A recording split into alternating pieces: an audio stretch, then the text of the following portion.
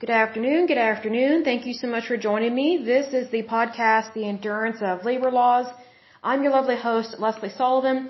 Today is episode 194, and we're going to take a look at the American Maritime Officers Trade Union. Now, this might sound a little familiar, but we have not covered this one. This one is one of those smaller trade unions that has been gobbled up by Seafarers International Union of North America. So their jobs are very similar because they work in the same industry, but they are two totally separate trade unions, but they are affiliated with each other. So let's dive into this puppy here. They were founded May 12th, 1949, so not long after the end of World War II. They are headquartered in Florida, which is very interesting because this is a very Democrat trade union, but yet they are located in Florida, which is very much a Republican state. So even Democrats do not like paying taxes, so they like to get out of that. In terms of membership, they have about 4,000 members, so it's a small labor union, but they are a part of SIU, so they are part of a much larger group, so that's why they have some elbow room there. Their president is Paul Doell, D-O-E-L-L. He's been in power for, I would say too many years. I think they need a change of management in terms of that. But that is very typical of these trade unions in that they very much leave people in power for way too long. And I think that's very unfortunate because I think the longer you leave the same person in the same position of power, the less freedom you have. I think that goes without saying. It doesn't matter whether it is a trade union or a country or a presidency or a dictatorship, whatever the case may be. Like, there needs to be a change every so often, definitely get some new blood in there, but obviously trade unions do not like to do that because they don't like to change the status quo.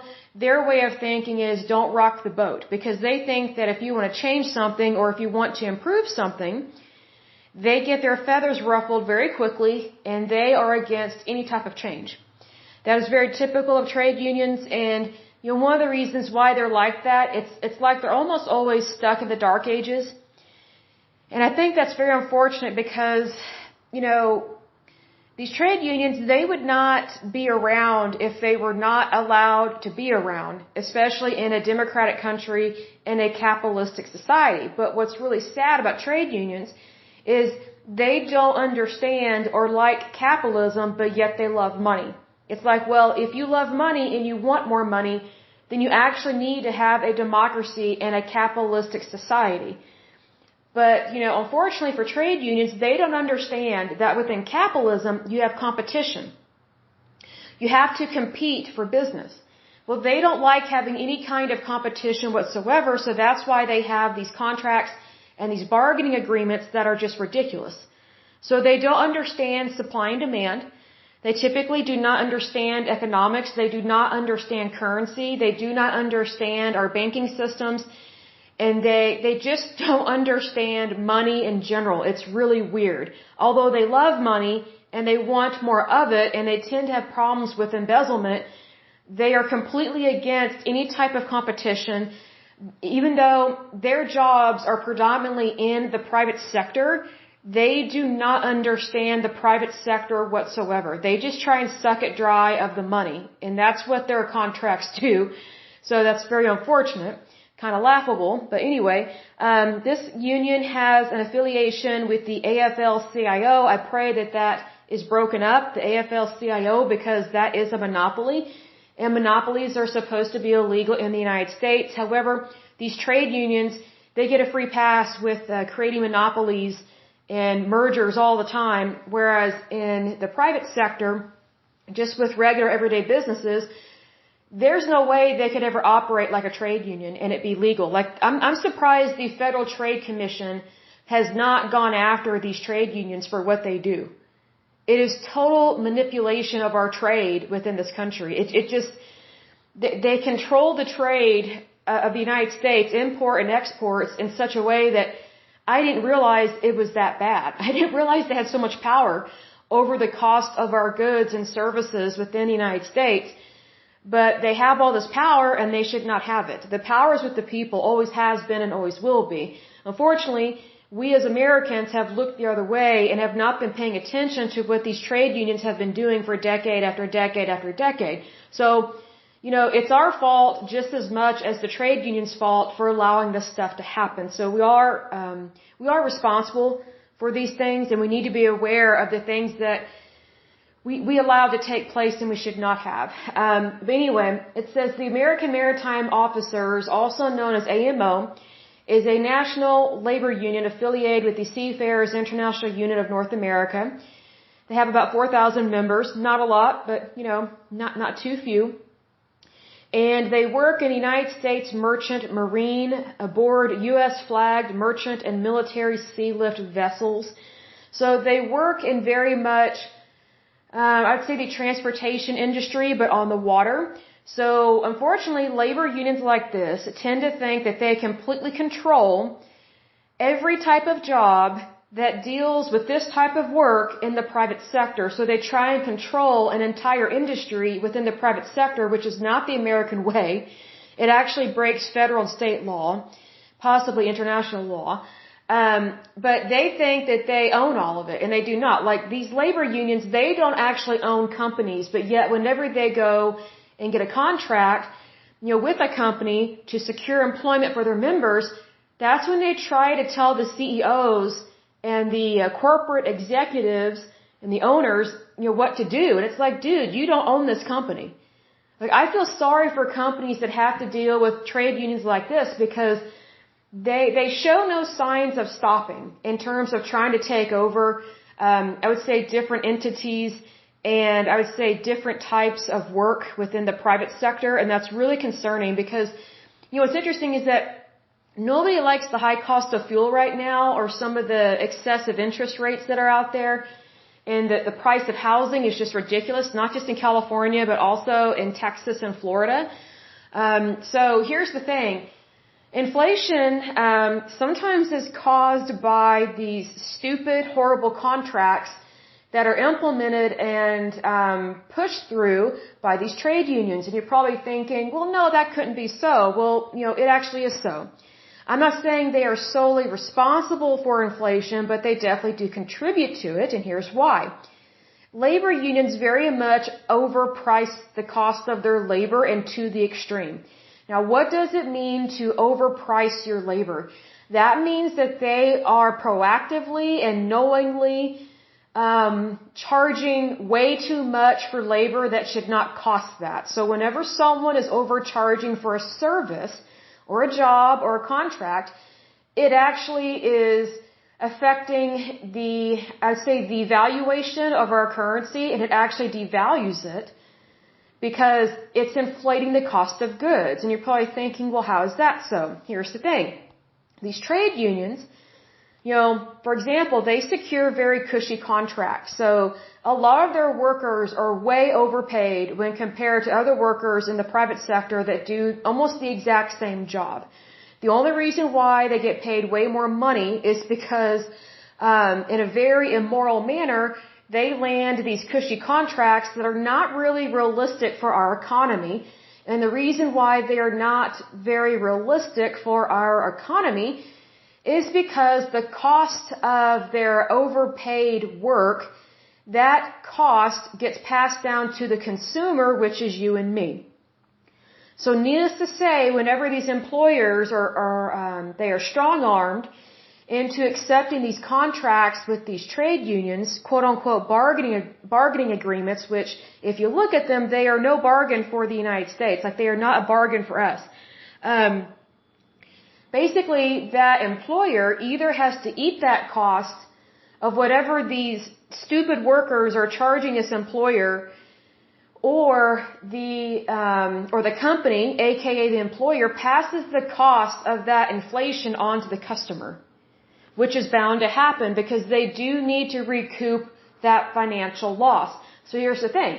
These trade unions claim to care about the worker. They do not. That is a lie straight out of the depths of hell, and here's why it is a lie. If these trade unions really cared about workers, just in general, okay, they would never overinflate or overcharge, They would never overcharge companies or employers for their wages, for their work. Because trade unions, if they really valued workers and workers' rights, they would never do something that would negatively impact our economy or our non-union workers. But here's the thing. Almost all of these trade unions, and this is very common, this is not just to people that work on boats, on the oceans, on the sea. It's not just with them. This is almost across the board with trade unions. They do not value, honor, or respect non-union worker jobs. That's why they can't stand people that are non-union members, meaning they're not even members, they're people that are not in a labor union. So what's interesting is that these labor unions, they don't really respect other workers until someone becomes a union member. Well, here's the thing. Workers' rights are not, they were not thought of by trade unions, and they are not implemented by trade unions. Workers' rights comes from the Constitution of the United States and also your state's rights, meaning the Constitution of your state. So there are different types of workers' rights. So you have federal and then you have state. So for example, as you know, I live in Oklahoma and we are an at-will state, which I can't stand, but at the same time, I don't want trade unions to be in complete control of labor because they totally mess things up. Like they do not understand currency or the economy, and they do not understand capitalism. Like they don't understand what the cost of goods should be. And the reason why we know that is because they greatly inflate the cost of their labor. An example of this are people that work in the auto industry. Several years ago, when our federal government stupidly bailed out the auto industry, it came out that a lot of the workers that worked in the auto industry, on average, when you include their wages and their benefits, they made about $150 an hour. Well, that's why these auto companies were broke, why they were in debt. They could not pay their bills because, their workers were overcharging them. So basically these workers were getting paid just as much as a medical doctor, if not more, but yet these workers had never been to medical school. See, that's overpaying. And that's overcharging. It's packing the bill, basically. No one is supposed to do that. But unfortunately, these trade unions got away with it. They were tanking our economy, especially in terms of the auto industry, and we stupidly, as a federal government, bailed out these automakers. I think they got 2 bailouts, if I remember correctly. I don't think they should have gotten anything. Here was the lie that was told to the American people. First of all, we were supposed to feel sorry for these people that were getting overpaid and tanking our economy and showed no signs of not overspending money, basically. Then we're told that, these companies, they're too big to fail, so we have to give them a bailout. That is total bull. No company is too big to fail. No company. Our tax dollars, our federal tax dollars, should never go to a company in the private sector to bail them out. The federal government is not the personal piggy bank to big corporations. See, I am surprised the federal government actually gave a bailout to really large companies in the private sector that are corporations. And I say that because most Democrats, including like Elizabeth Warren and AOC and Bernie Sanders and some other ones that are kind of crazy, Elizabeth Warren is not as crazy as Bernie Sanders or as AOC, but every once in a while she gets a little off track. But, everything else pretty much I agree with what she says, because she's actually pretty smart. Here's the thing, though. I'm surprised that any Democrat would be for bailing out a corporate entity when Democrats are very much against corporations, they are against capitalism, and they hate Wall Street. They hate it.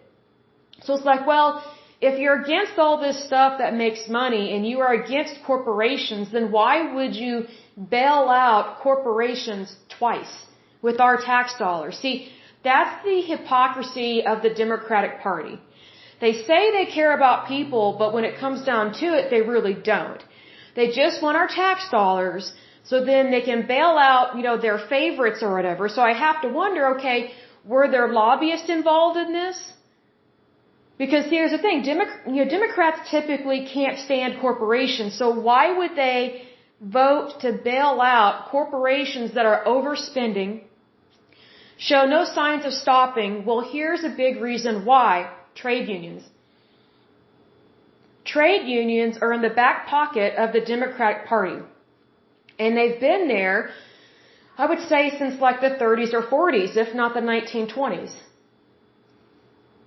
Because trade unions, as far as I can see, they were never founded by Republicans. They were almost always founded by fascists or communists. See, Republicans, the way we think is, well, if I don't like my job, I'll just go get a different job and just make more money. But the way that a fascist or a communist or socialist, socialist is the weaker of the triplets, so to speak. The way they think is, well, I'm going to bully my way. I'm going to bully the employer. I'm going to bully this company to pay me more. Even though it may not be feasible, it may not be, possible. I'm going to force them to do what I want because I'm right, they're wrong, even though I don't own the company, they do. See, here's the thing. Republicans believe in freedom. We believe in capitalism. We believe in democracy. What's very interesting about trade unions, they don't believe in any of that. Which is why they are very much a huge ally to Democrats. And what's interesting is that Democrats, they will guard and protect their allies even if it makes no sense, even if it goes against what they preach to the American people about. Because think about it. Normally the Democratic Party cannot stand corporations. They cannot stand it when people are millionaires or billionaires. They cannot stand it when someone is successful in the private sector, because then it proves to people, proves to the planet technically, that you don't need a big government to succeed. And you should never have a big government. You should never allow your government to be big, because then it makes it more difficult for anybody to succeed. But unfortunately, with this auto industry fiasco, because the trade union very much donates millions of dollars to the Democratic Party, the Democratic Party and anyone that was serving in office at that time very much was put on the hook by this trade union to vote for a bailout for federal tax dollars to go to the auto industry makers. See, here's the thing. Trade unions, it's like I've said in times past, they don't ever like to be called out on the bad stuff that they're doing, and they don't ever like to correct themselves. They just like being able to do whatever they want, whenever they want, and that is like a little kid throwing a hissy fit on aisle 7 at a Toys R Us, Now here's the thing. You would think that if trade unions and their members really want what is best for the United States, they would never demand millions upon millions upon millions of dollars of bailout money from the federal government, because you would think they would know those are our tax dollars and they don't deserve them. But again, trade unions, they very much operate like fascists and communists, in that they don't believe in democracy, they do not believe in capitalism, they don't believe in competition, and they don't like being held accountable for the stupid decisions that they make. Hence, that's why the American people was put on the hook, at least twice that I know of, for a bailout to the automaker industry. And they did not deserve that money. I say, hey, if those companies fail, they fail. That's capitalism. Capitalism very much is a good system because you either succeed or you fail. And when you fail, that's an opportunity to do better. But see, here's the thing. One of the reasons why the auto industry got a second bailout was because they did not stop overspending. They did not stop overpaying their people. What a lot of Americans don't realize is that when you overpay union workers to do a job that is no different than the rest of the private sector within that same industry, that cost gets passed down to the consumer. So needless to say, the cost of cars, sometimes they are very expensive, not because they're actually worth more, but because, the automakers, they're just trying to break even. Why? Because they have overpaid their workers, because a lot of their workers are in trade unions. So this is this is one way how trade unions affect the cost of our goods that you and I purchase within the United States.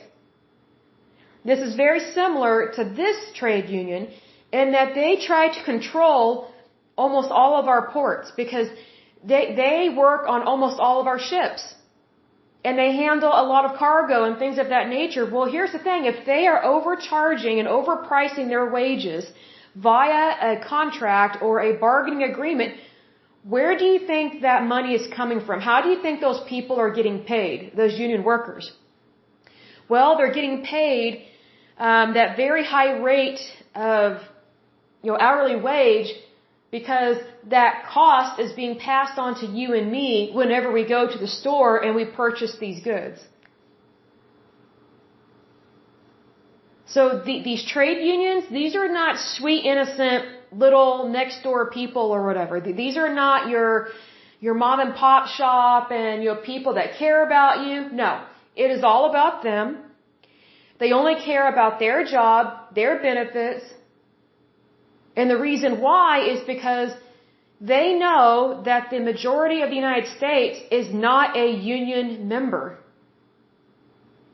Therefore, they don't think that they have to care about anybody else. And so that's why they're okay with, over asking for their pay because they know that if we want a good bad enough, we will pay the price. How dumb is that for the American people? I think more Americans should boycott more goods. I think people should figure out which trade unions they don't like, which ones they don't approve of, and say, hey, I'm not going to buy the goods or services that they try and provide because they are overcharging. I think it's ridiculous that there are so many people that are in trade unions. Yes, they're workers and they have workers' rights, but their wages are double or triple or quadruple what that person is normally paid in the private sector. So here's the thing. Trade unions, the reason why they do not agree with competition is because they can't handle competition. They're kind of like the fat kid in a dodgeball game in gym class. They can't handle it. Well, see, here's the thing. Just like a fat kid in a dodgeball game in a gym class, if you want to be able to handle it and you want to do well, here's a hint. Lose some weight, get in shape. Then you can cream other people the dodgeball game. But just crying on the court and saying, oh, this isn't fair, that's not how life is lived. Grow up. If you're age 18 and older, you are considered legally an adult. So maybe we should act like one. Hopefully so. But what's really interesting about this labor union is that they go back to 1949. So they have survived quite a bit. But I'm just kind of surprised their numbers are not larger. However, they are part of a much larger labor union. And this is one of those things where sometimes these unions, they affiliate, then disaffiliate, affiliate, then disaffiliate. And also what we saw in a previous labor union is that sometimes they practice discrimination. This one, I don't see where they have practiced age discrimination, not like the others. But, one reason why their membership does not grow is that sometimes people don't agree with what they're doing. And I don't blame them. I'll give you an example of a strike they had. This was back in 2007, and it was the Great Lakes strike, so obviously up north with Wisconsin and Michigan. So these stupid workers, and they were very stupid, they went on strike. And so because they went on strike, the ships had to stand idle, so no work was being done. And guess how much money the company lost because of these stupid workers? $1 million. See, here's the thing. This just proves to you that trade unions do not understand economics. They don't understand accounts payable, receivable. They don't understand profit loss. They don't understand profit margins. They don't understand currency. They don't understand the private sector. And their stupidity is so extreme, they don't care that they cost the very people they're working for $1 million. And that was just in one quarter of the year of 2007. That is a lot of money to lose in a short amount of time. I mean, I think that shows you right there just how much trade unions don't really care or value their employers. See, here's the thing. Trade unions, they think they are the employer, and that's why they behave like this. I think that's disturbing. And it just boggles my mind that people who are paid to work get a little fussy over a bargaining agreement. They've already got it good, but because they have problems with greed and a love of money, which, mind you, goes against God's law, by the way, but I guarantee you some of these people consider themselves to be, quote, Christians. Look, if you have a problem with greed and you have a love of money, you're not a Christian. I don't know what you are, but you're not a Christian. Because the love of money is the root of all evil, not money. It's the love of money. So maybe trade unions should think about that. They did have a scandal in 2006, and I kind of laughed at this because I'm not surprised. It was dealing with embezzlement, which is dime a dozen when dealing with trade unions. But it says during the fiscal year ending in March 2006, AMO discovered that the former National Vice President, Thomas Kelly, entered into a plea agreement with the United States government. So here's the thing. They discovered this. They didn't report it. They found out that this guy had entered into a plea agreement with the United States government, and here's why. In the agreement, he pleaded to one count, charging him with embezzling $32,500. I guarantee you he did way more, but that was probably the only count that they could catch him on. It says, by submitting false and inflated expense vouchers from 1996 to 2001. Basically, he was packing the bill. He was overinflating prices. That is typical of trade unions. Typical. This is nothing new. I'm surprised he only got charged with one count. So here's the thing. That is very much a dime a dozen with these trade unions. They inflate their wages and their expenses all the time. And who pays the price? The American people. Because we are paying for these goods and services.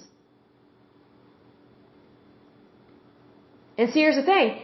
They were not the ones who reported him to the United States government.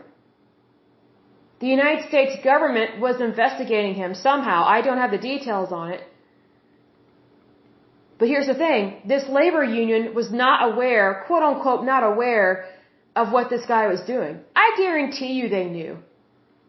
I bet they've been looking the other way for years, because that's what a lot of these labor unions do. They look the other way. That's one reason why they leave the same people in charge for a really long period of time. Because they know that if ever you change management, you're probably going to see a lot of skeletons come out of the closet. And who wants that? Probably not a whole lot of people. Very interesting stuff with that. But that is it for today's podcast. Just be aware of the products that you purchase. And look up the company and see, okay, where are they stationed out of? Like, where is their HQ? And is this product that you're purchasing, is it part of a conglomerate? Is it a mom and pop shop?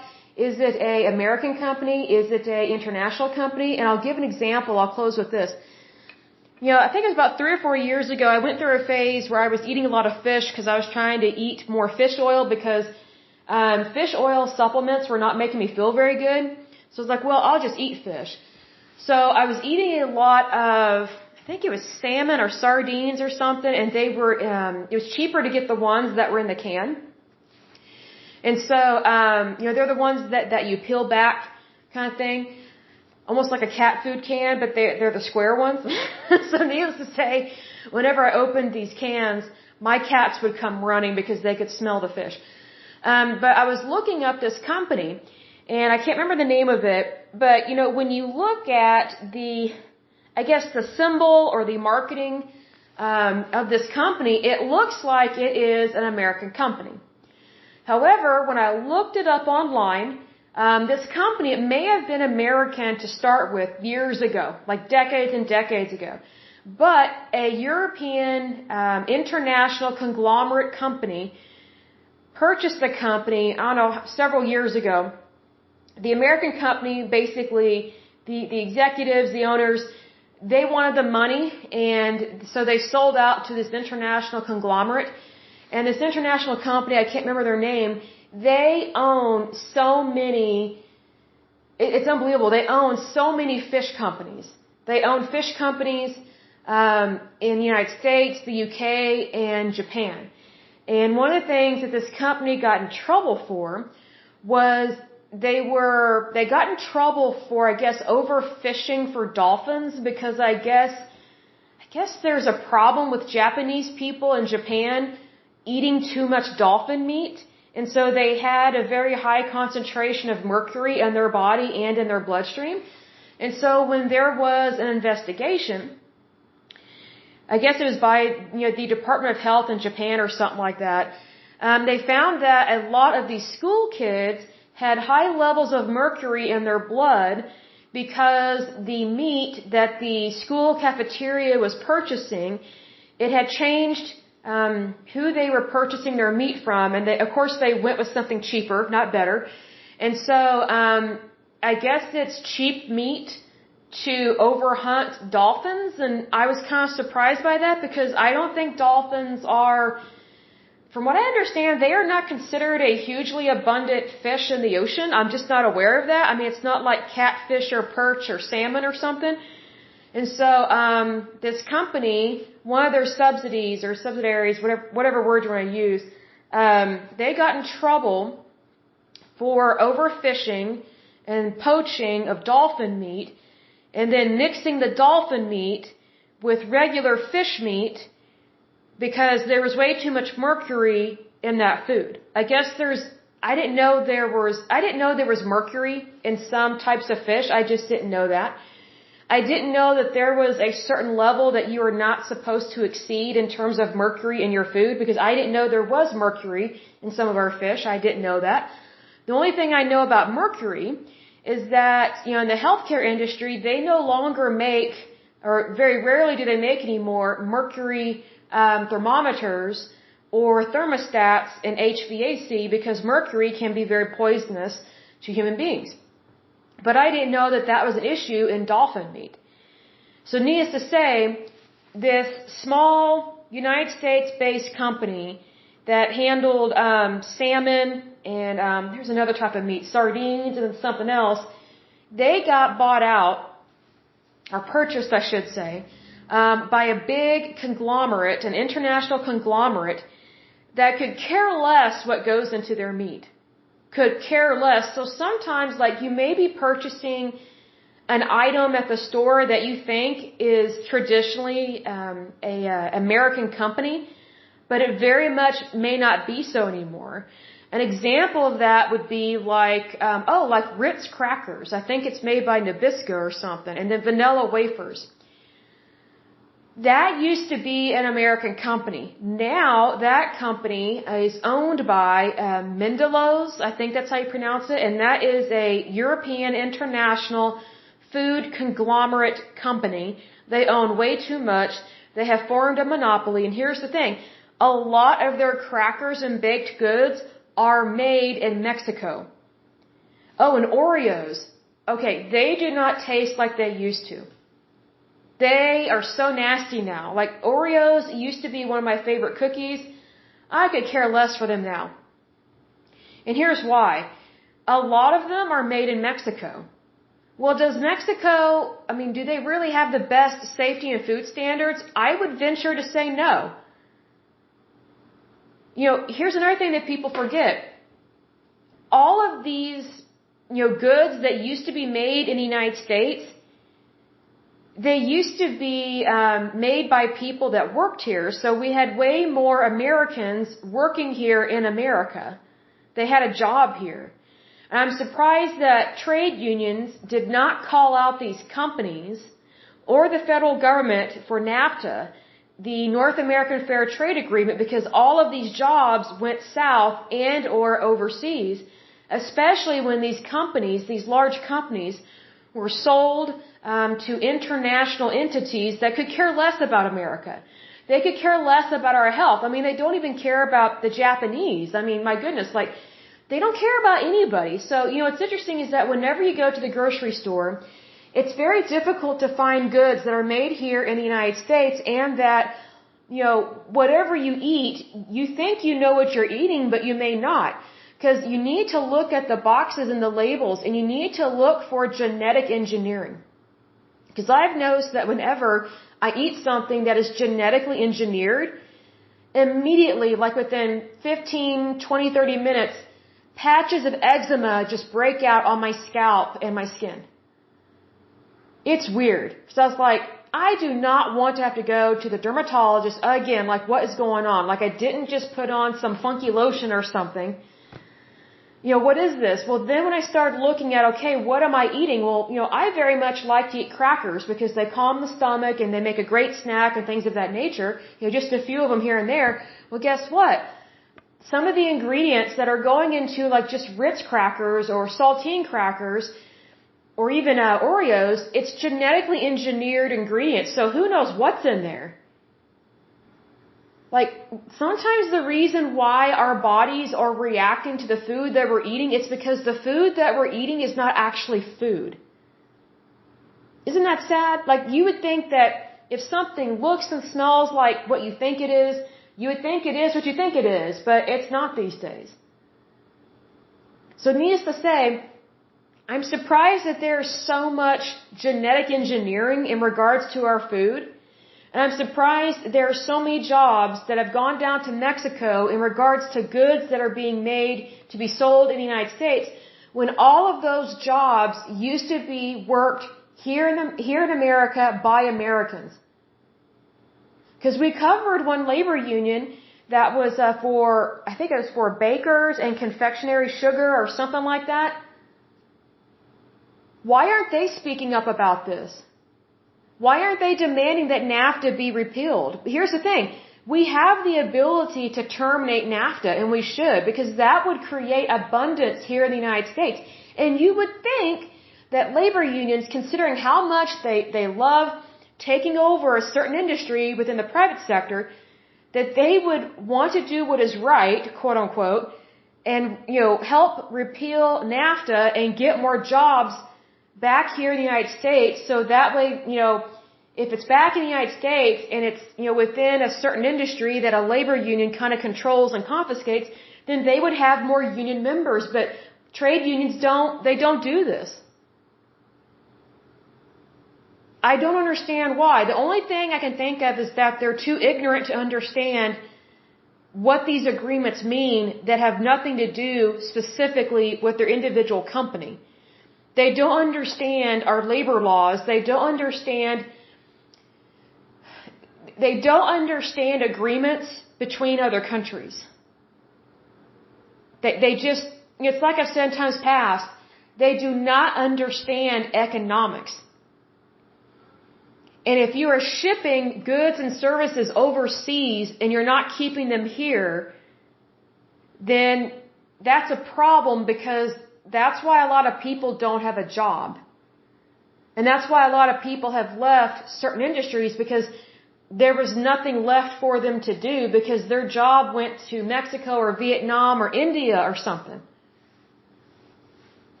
I mean, it's really sad what has happened. So I hope and pray that more and more American countries, American companies, there's only one American country, and that's us. I hope and pray that more and more American companies stay in America and they continue to employ American workers, because we need that here. Our economy needs that. Our families need that. That's very important. One of the reasons why, this is another reason why we have inflation here in the United States, is because there are so many goods and services that we now have to purchase from other countries that before we had them here in the United States. Take, for example, our fuel. I don't think there's any drilling going on off the Gulf Coast right now. I think there's a lot that the Biden administration has shut down. So from what I understand, the Biden administration has banned a lot of domestic drilling for oil and for gas. And so they're wanting us to purchase oil or fuel or whatever from Russia and now from, I think it's Venezuela. And what sucks about Venezuela is their oil is dirty. It's a very corrupt country, and they don't know how to refine the product. So it doesn't burn a cleaner fuel. It actually is very dirty. But here's the thing, the Biden administration says, oh, we are environmentalists and we care about the environment. So we're not going to drill here, but we're going to pay a higher price from basically a dictatorship to get their fuel. They don't make it right. They don't do it right. They don't produce enough. But because they're polluting the environment and we're not, it's okay to do. It's not okay. See, that's the hypocrisy or another hypocrisy of the Democratic Party, and that they claim to be environmentalists. It's like, well, if you're a truly environmentalist and you're truly pro-America and truly pro-capitalism and truly pro-democracy, you would never do business with Venezuela or one of these other dictatorship countries or something. You would never do that. You would have as much here at home being produced as much as possible. Here's the thing. If we had drilling here at home like we used to have, it would employ thousands of people. And what a blessing to America. And here's the thing. There is a way to drill and frack without damaging the environment. Here's the thing. We are very much aware of how to do these things. Venezuela and other countries, especially these corrupt ones that are dictatorships and have a lot of human rights violations, they could care less what they do to the environment. And here's the thing. We're going to require fuel anyway in our country, so why don't we just drill here at home first? That would be the appropriate thing to do. And I'll give you an example. Like here in Oklahoma, we used to have drills everywhere, like these oil rigs or whatever. Especially out in the boonies here in Oklahoma. People forget that, many, many, many moons ago, around the turn of the century, Tulsa, Oklahoma used to be the oil capital of the world. Isn't that interesting to know? Tulsa, Oklahoma used to be the oil capital of the world. And the reason why is because we have natural resources here in Oklahoma, and this was way before the Middle East started drilling for oil over there. So needless to say, we can drill here in Oklahoma and Texas and then have the Keystone Pipeline. We can do drilling in the ocean. There are safe ways to do it. But, here's the thing. Do you want to be so extreme and so crazy environmentalist that you're going to purchase oil or resources from a corrupt country that is dirtying up the planet in a way that is just shocking? Everybody knows that Venezuela and India and China are mega polluters of this planet. Mega polluters. Why are we doing any kind of business with them? It doesn't make sense to me. I don't get it. Because if you're truly an environmentalist, whether on the right or the left, you would never want to do business with a country that doesn't care about the environment at all and is very corrupt. It's just one of those things, like if you really believe in something good and doing it right, keep it here at home. What's really sad about the Biden administration, you would think that they would care about Americans having jobs and having good paying jobs. But they don't. They have shut down so many oil rigs, so many refineries. It's almost like things have come to a standstill. It's very hard for any type of drilling to take place whatsoever. And one way that our government controls that is they deny these oil and gas companies licenses and permits to do the very thing that they are trained to do and to do it well. See, here's the thing. If you go to college, like a 4-year school, there are different types of degrees that specialize in engineering and oil and gas production. These people are very educated. I mean, these people, they have a knowledge base that the average person does not have about oil and gas. But see, that's the thing. They study it. And some of them get a master's or a PhD in that field. So here's the thing. All these people that have gone to school and received a bachelor's degree or a master's or a PhD in oil and gas or refining or engineering or something of that nature, what kind of jobs are they supposed to get if they can't find a job that is based on what they studied? Like, basically what they prepared to do is now no longer available. Whose fault is that? It's these stupid Democrats. I'm like, isn't that a punishment to anyone that goes to school and takes on or accrues thousands and thousands and thousands of dollars in debt to go to school? And I'm not for debt forgiveness. I don't believe in that. I really do not, because I think that if you forgive all student loan debt, then that's just giving people permission to steal from lenders. I don't think that's right. And I'm not a huge fan of lenders or banks per se. I mean, I know they've got some corruption in there, but here's the thing. Just because banks are not perfect, that doesn't give you permission to steal from them. You know what's interesting is that Democrats, they have what I call Robin Hood syndrome. Steal from the rich to, quote, give to the poor. Well, thievery is thievery. It doesn't matter what color of the rainbow you color it, thievery is thievery. This is not a Walt Disney movie. This is real life. If you steal something, you're a thief.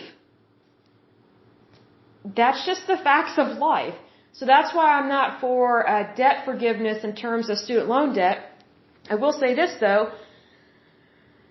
I don't know what a lot of our younger people are going to do when they graduate from college and realize that the very system that made all these promises was lying to them. Absolutely lying to them. And now they can't find a good job, and now that they will probably have to move in with a relative or their parents, or they'll have to, live like 6 to 12 people in a house just to be able to afford it. I mean, this is real everyday life. I mean, what's the point in getting a college degree if your government blocks you from getting that type of job out in the private sector? Like they ban it and they say, oh, it's bad for the environment. It's like, okay, well, I majored in this. I know what I'm doing. I studied it. Give us a chance to succeed. That doesn't happen in a that doesn't happen under liberalism or progressivism, which is what is happening right now in the United States. I may just have to ask, how many people from college that are graduating, how many do we have to have that are unemployed and can't find work and can't pay off their student loan debt until we realize we've got a bigger problem than we realized? And this problem stems from the federal government. Because the federal government tries to convince every young person, oh, everybody's got to go to college. Well, not everybody, first of all, is college material. Not everybody cares to go to college. And, that's not everybody's path. But yet, if you fall for the lies of the federal government, oh, you can go to school for free, whatever debt you accrue, it will be forgiven. You don't have to pay for anything. Well, all you've done is created a bunch of freeloaders and a bunch of takers, and then once they get out in the real world, they're in for a big surprise. Here's the thing. If you train people to think and believe that they don't ever have to pay their bills, these young people or younger people that are graduating from college, when they buy a house and then they can't pay the mortgage, and they're like, oh, well, I'll just apply for loan forgiveness. And then, lo and behold, they get foreclosed on, and then they get kicked out of their house, and then they're in shock that a bank would do this. It's like, dude, you borrowed the money for the house or condo or whatever. You have to pay that back. You have to. But here's the thing. A lot of these young people, they've gotten to a bad habit of thinking, well, I don't have to pay for it. I'll just ask for loan forgiveness. And I could just keep whatever I want. That is exactly what the federal government is teaching our young people. Basically, go to government, don't be responsible. You know, I kind of figured something like this was going to happen because whenever Obamacare passed, and one of the things with Obamacare is that you can stay on your parents' health care insurance till you're like 26 or something. I'm like, whoa. Okay, are you living in their basement? Are you still living with your parents at age 26? See, that's government's solution. Let's keep people, let's help them, stay children as long as possible. That hinders people. They need to be adults as soon as they turn 18 because legally, at a federal and state level, once they turn 18, they are legally an adult. So being that when someone turns 18, they are an adult, why then would the federal government implement a healthcare law that's screwed up to begin with, but then one of its so-called perks, which it's not, changes the healthcare industry completely and says that, oh, well, if someone wants to stay on their parents' plan till they're 26, they can do that. Basically, stay a little kid for 8 more years. And it's just like, what in the world?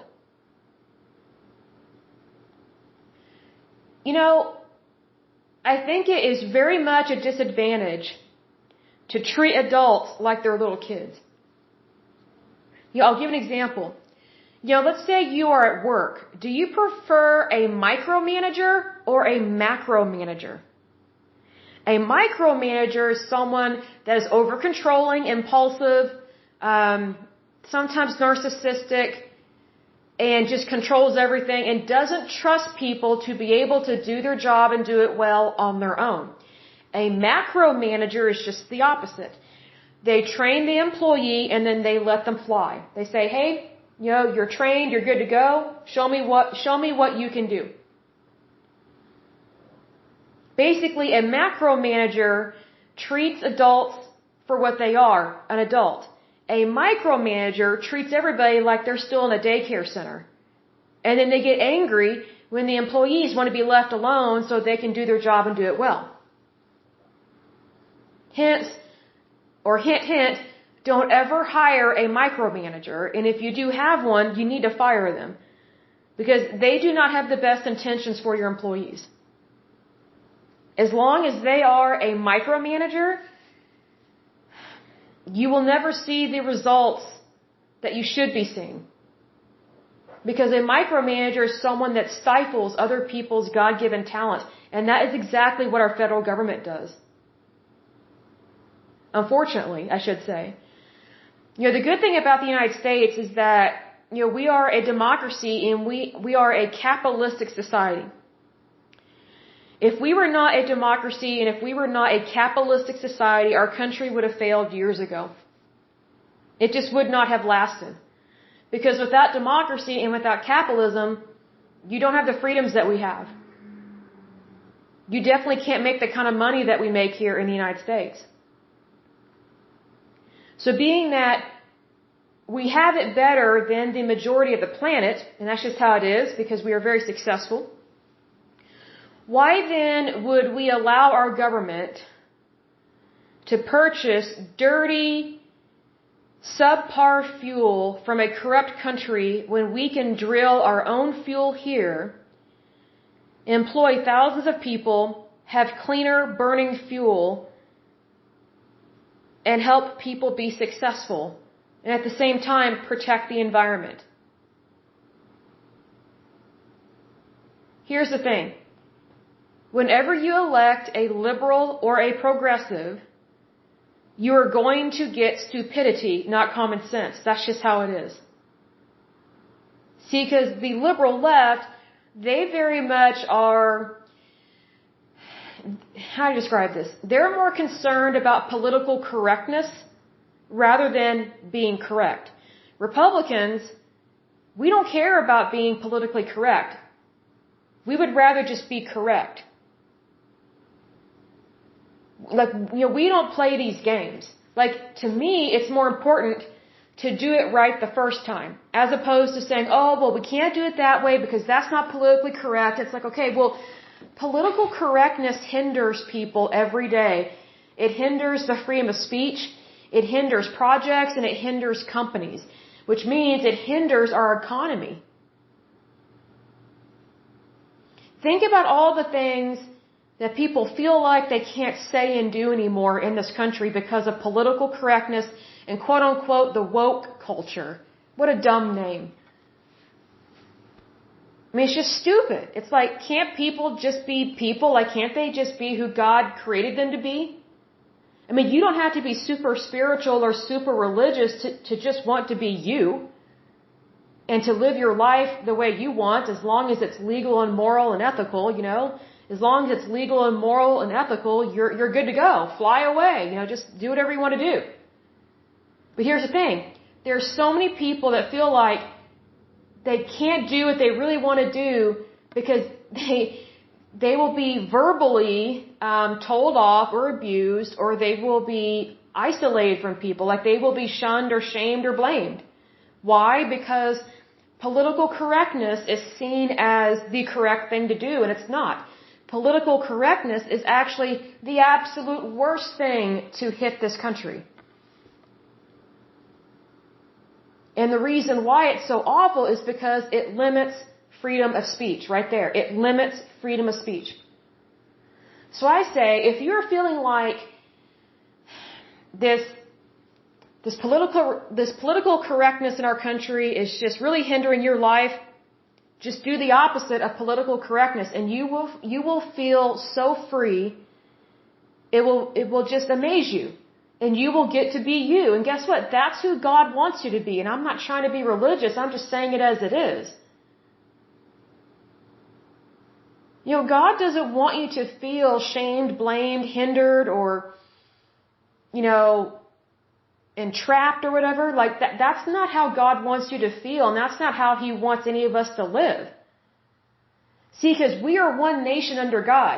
We are not one nation under political correctness, We are not one nation under wokeness, thank goodness. My personal opinion is that wokeness has caused a lot of stupid people to be even weaker-minded than they already are. It just creates this unnecessary offensiveness, and I'm offended all the time, and so therefore they are defensive all the time. It's like, dude, chill. Go to Dairy Queen, get a Blizzard, and just cool off and cool down. I mean, literally, like just simmer that, like just calm down. But there are so many people that they don't know how to be normal because they're so wrapped up in the woke culture or whatever that they don't understand that the lifestyle they're living is hindering them. And what's interesting is that the woke culture is very similar to trade unions because they're both living a lie. And they both hinder the American people. They both interfere with our economy. They both interfere with our labor laws. They both interfere with the freedom of speech. And both the woke culture and trade unions are very much pro-Democratic Party because they think, oh, that's the only party that protects people. I'm like, you gotta be kidding me. It was the Democratic Party that did not want the Civil War to happen and did not want the Civil War to end because they wanted slavery to stay in place. It is also the Democratic Party who started the Ku Klux Klan. It was not Republicans. It was Republicans that wanted to end slavery. It was Republicans that started the Civil War. And it's just like, it just surprises me how many people do not know their history. It's like, if you really think the Democratic Party cares about people, those facts I just gave right now, I think completely prove that the Democratic Party, you can get as woke as you want, but they are still not really going to care about you. They just are not. It's just like trade unions. They claim to care about the worker, but when it comes down to it, they just care about the membership dues because it's typically millions of dollars. And then they funnel that money to the Democratic Party. Elections are not supposed to be bought. This is why we have the Electoral College. It was to try and prevent money issues interfering with elections.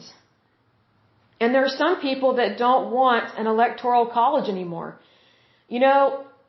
I don't think people realize how important the Electoral College is and how ingenious it is. Our founding fathers knew what they were doing when they created all this. And the reason why they knew what they were doing was because they had seen the problems of everything else when they were back in the United Kingdom in Great Britain. I think people forget that our founding fathers were not Americans. America was not around yet. They were technically British subjects that were rebelling. They were rebelling against the monarchy. So, if they had lost the American Revolution, they literally would have been executed publicly. They risked their very lives for the creation of this country. So please don't take it for granted the things that we have in place to protect our liberty and our freedoms. It's very important that I think people realize how important our history is and how it affects our daily lives today, and to not take it for granted. And what's really sad is that there's so many kids, especially in critical race theory, which I think is horse manure, they're not being taught the history of the United States. They're not being taught the importance of liberty and freedom and what we fought for and what we were founded on and what the Statue of Liberty stands for. And, all these things that matter in terms of the history of the United States and how I describe this, and why we are who we are today. It's not an accident. Look, America did not happen overnight. It's taken a long time to get where we are today. So, as they say, don't throw out the baby with the bathwater. Just because you don't agree with something and get a little huffy and puffy, don't give up. Take a chill pill, or as I always say, go to Dairy Queen, get a Blizzard, cool off, cool down. And recognize we have it really good here in the United States. And here's the thing. When you know you have it good, you tend to look at your country in a way more positive light, and then you start to defend and protect your country as opposed to trying to rip it apart. It's as I've said in times past, and I tell people, if you don't like living here, then leave. Go to another country. I'm fine with that. But, don't stay here and ruin it for everybody else. I don't think that's right. I mean, if you think communism is great, I laugh at that. But I meet communists that think communism is great all the time, and they're stupid because they're spoiled, rotten, white kids in college, Americans, that they don't have a clue what communism is. They think because they've been to see the Great Wall in communist China that communism is great. It's like, look, you were there as a visitor. If you were a citizen of that country, you would not think it was great. Especially if you were a woman or a child, you would hate living there. You just would. But I will go ahead and end this podcast as usual until next time. I pray that you're happy, healthy, and whole, that you have a wonderful day and a wonderful week. Thank you so much. God bless and bye-bye.